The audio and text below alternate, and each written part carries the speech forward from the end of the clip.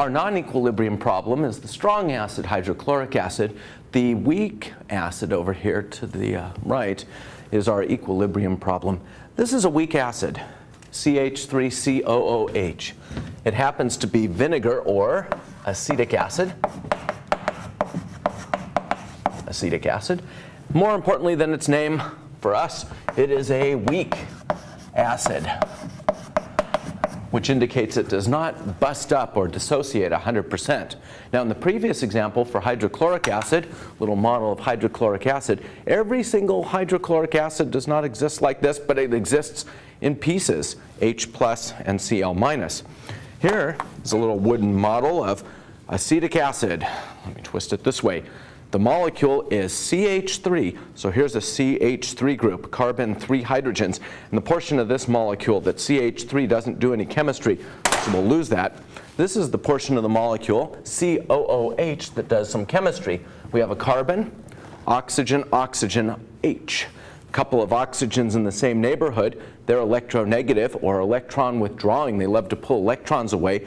Pour hydrogen out here. Hydrogen will have its electrons right here taken away and leave, but not every single molecule.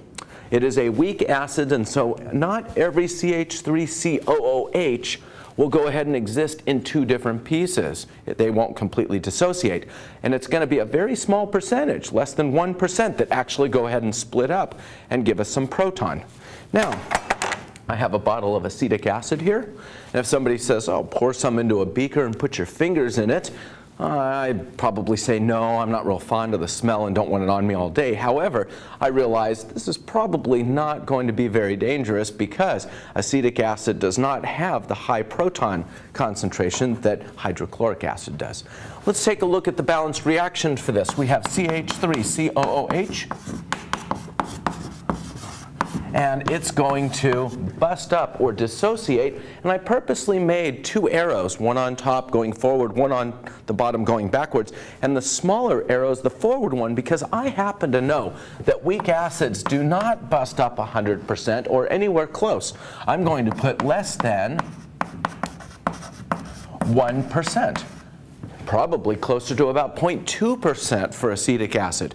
Now, this piece is going to just lose an H+. So I'm going to write CH3COO- as the large piece that's remaining. This happens to be called acetate ion, and we make our proton. Underneath the proton, I'm going to write small amount. And that's because this reaction does not go 100%, goes to a very small degree. We make a very small amount of proton. Now, when you do not have the luxury of writing something like 0.150 molar, putting an X through it and letting it go to 0, and saying we're making 0.150 molar of each of these two, because it's not a strong acid, it's a weak acid and it goes to a small extent. So in order to solve this problem, we're going to make an equilibrium expression. Our equilibrium expression will be a ratio of products over reactants. We'll look up a number for that ratio called the equilibrium constant. We'll be able to solve. You can think of this as like a percentage problem going, well, if you made 1% of these over here, it might be like 1 out of 100 of this concentration. Let's make that equilibrium expression. We use big K, not little k. We use big K for this equilibrium constant, which is a ratio of products over reactants. Always products over reactants.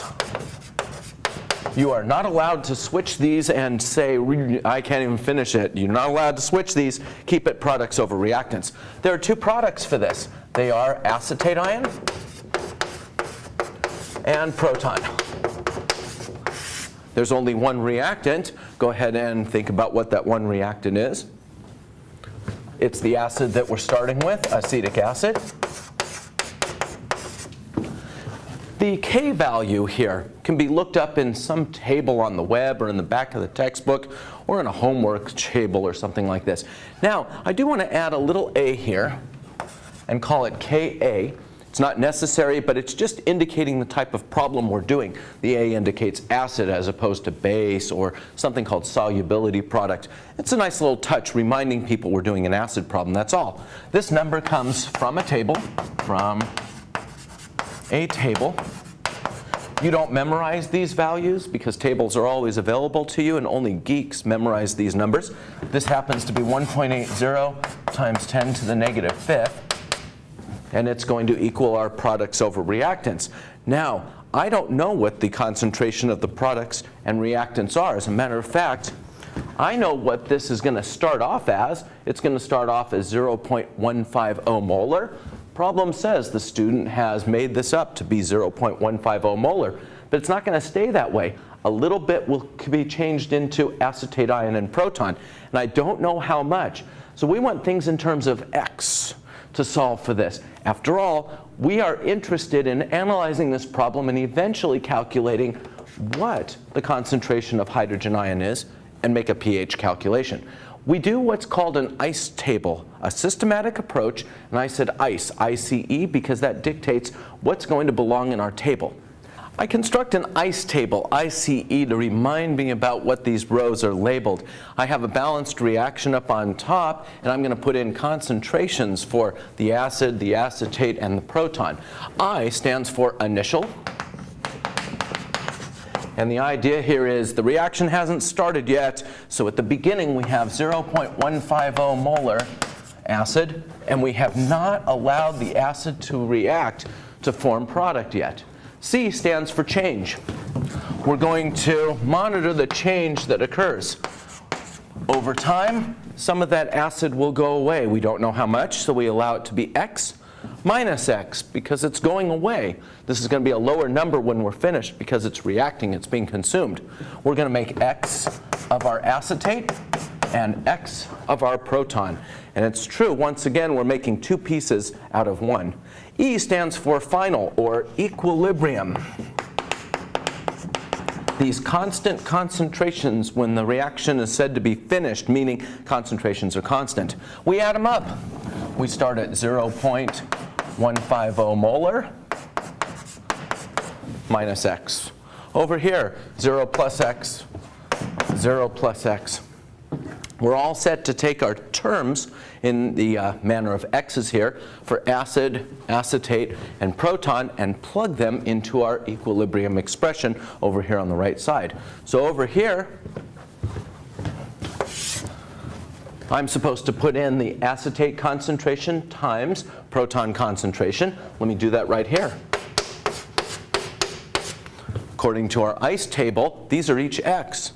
And then on the bottom is the acid, 0.150 molar minus X. Now we have a problem. Up on the top we have an X squared term. We have ourselves a number and an X term. That means using the quadratic formula, and I have no desire to solve the quadratic formula. We're going to use an approximation here. Let's go ahead and take this minus X on the bottom and lose it. We'll probably be approximating to, I don't know, plus or minus 1% error here. That's okay, that's something I can live with. And our math reduces to 1.80 times 10 to the negative fifth is equal to X squared over the initial concentration of acid. Math, we'll multiply these together, take the square root, and we'll solve for X. X, straightforward, is equal to what we want. X is equal to the proton concentration. So we'll solve for X. That's the proton concentration. We'll have what we want. Okay, I quickly did a few calculations. X squared, X. X is the hydrogen ion concentration. I plug into my pH formula and evaluate what the pH is. Calculates to be 2.78. Let's take a look at our little pH scale here. Make a little mark. 3.5, maybe somewhere right about here would be our weak acid, CH3COOH. Strong acid, weak acid. Lower pH, more proton.